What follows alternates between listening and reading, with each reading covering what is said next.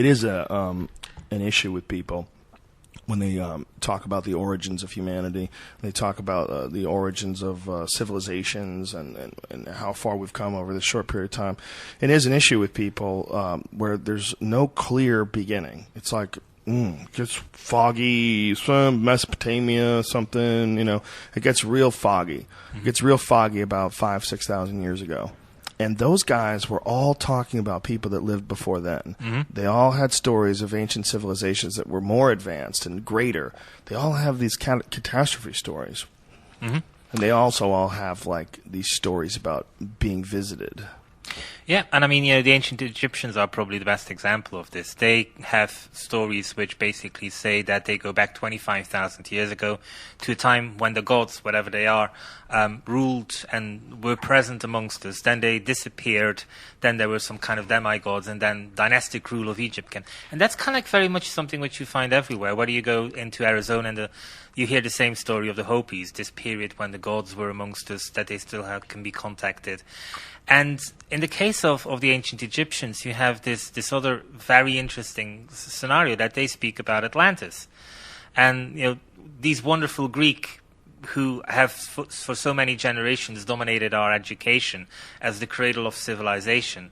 Well, they themselves say they weren't the cradle of civilization. Pythagoras says he studied in ancient Egypt. All of them went to ancient Egypt to study these things, yet we keep calling them Pythagoras this and Euclid this and all of that stuff.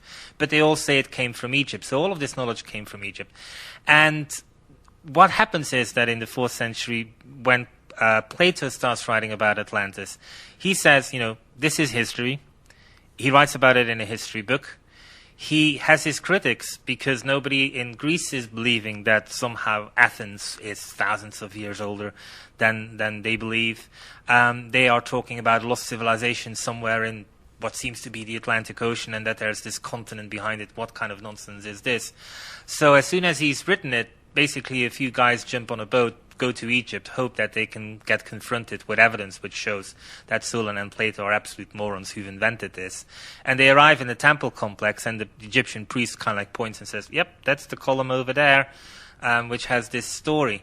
And they jump back in the boat, arrive in Athens, and basically say, oh yeah, sorry, Plato was right. The ancient Egyptians have this information about this lost civilization.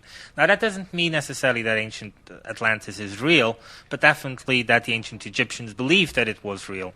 And all of that is kind of factual. All of this is identified as being real. We know that this guy jumped on a boat, and that this column was there up until the 4th century BC. And what we have right now, again, this cardboard box which we're trying to maintain, we have the likes of Ken Fedder, who, I'm all about the fact that there should be debate, but it also has to be informed. And this guy basically says, well, Plato invented this. This is an idealized state. And when you ask him, but it's about history, he says it's history. Well, that was a literary device. He invented a literary device. He was very upset with the way Athens was, being run, and so he pretends that it is history, and he really wants to expose Athens for. And it's like, oh, shut up. Again, right now there is no evidence that Atlantis was real, but we should get to a point to say that there is some validity that it might be real. And guess what? 10,000 years ago, we know that water levels were lower. We know that there was ice above things like Great Britain, 2 miles of ice sitting there. That begins to melt at the end of the last ice age. The sea levels begin to rise. What's the story of Atlantis? Of a low-level plain somewhere near water, which all of a sudden is submerged by water which comes out of nowhere, apparently, and submerges this civilization. It's what we have found. Haven't they discovered what they believe is the concentric circles that made up of Atlantis in Spain? Well, they have found so many things. The answer is that our ancestors built in concentric circles everywhere. In the book Lost Civilization Enigma there's actually the work of a Belgian historian, Marcel Mastak, who finds that these circles also existed around Stonehenge, Avebury, but also in France. Why did they do that? Why did they build like that? We don't necessarily know. The kind of the indications are that our ancestors were very much aware of water technology. They realized that they wanted to do certain things with water, that they could purify it somehow, that they could get more quality out of this, that, it's somehow that they understood the qualities of water. And we're only beginning to touch that. There's some research. So those concentric circles may have been filters? Potentially. I mean, over the last 10 to 20 years, people have beginning to look at this, most of it in Russia. It is slowly coming back to us and kind of like the results of what they're doing. But yeah, like Emoto with his water and memory and all of that stuff. It's also probably a good way to have buildings set up, and if you had it in these concentric circles and the water was inside of each circle, everyone would have access to water. Yes, and there's also something about, like the proximity to water, how this was somehow important and beneficial to health. That water healed, up until a few years ago, everybody went to these spas across the world to partake in the waters, which were meant to cure everything, and it definitely made our ancestors feel better. And that seems to be a tradition which existed for thousands of years, to take the spas somehow, that this water was important. But also, of course, they had to make sure that water was pure, that the water was clean, that it didn't contain things which would rather kill you rather than heal you. Well, water has always been something that makes people feel good too, right? I mean, it's got to be helpful for you, playing in the ocean and just... Oh, my wife is a big supporter of saying, if you have a problem, take a shower. And there are people who actually say that the physical fact of water getting on your head makes your brain think better. And she's an absolute, she's an example of this. She will sometimes go into the shower and come back and say, this problem, I'm kind of have the solution. I think I found this. And she's not alone. It definitely feels good. That's one of the great pleasures of being a civilized person. Take a hot shower, man. I went camping recently, and I was camping for 5 days. We wore the same clothes. No shower. It was cold out, so no showers, no nothing. And then finally, we checked in a hotel room on the 5th day, and I took a shower, for like an hour. It felt so good. And I don't think we have so many awesome things like that we don't even appreciate. No. So it's much likely, or it's very likely rather, that these people that even in Atlantis probably weren't as sophisticated as us when it comes to a lot of things, but they did have different methods of running their society, different methods of employing natural resources to they didn't have a gas and oil based society.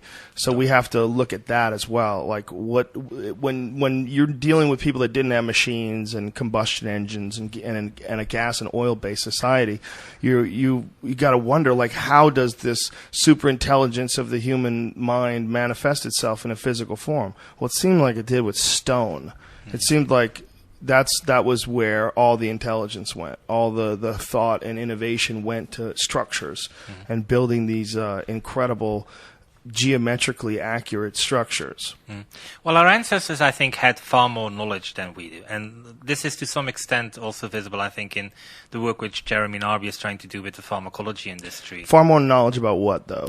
Knowledgeable about various things, like whether it is plants, how they can heal, how we can use them.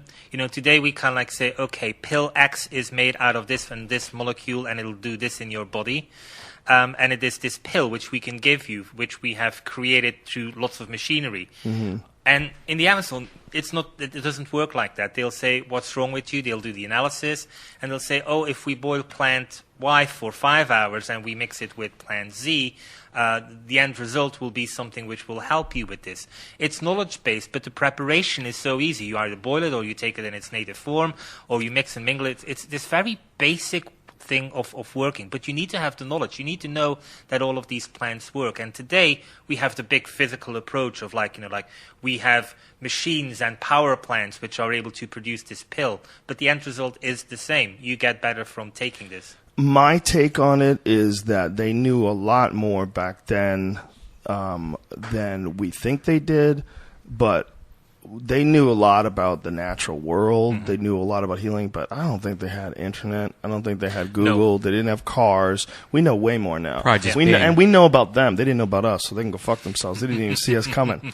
We're here, bitch, and you're not. I think, like computers and laptops, like, what are the odds that they had all that shit? Well, you'd have to have oil to make all that stuff.